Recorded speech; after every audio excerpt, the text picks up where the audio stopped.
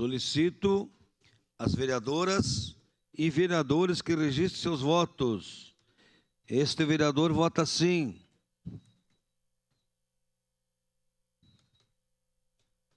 Omir Cadori, como vota? Voto sim, senhor presidente. Obrigado, Cadori.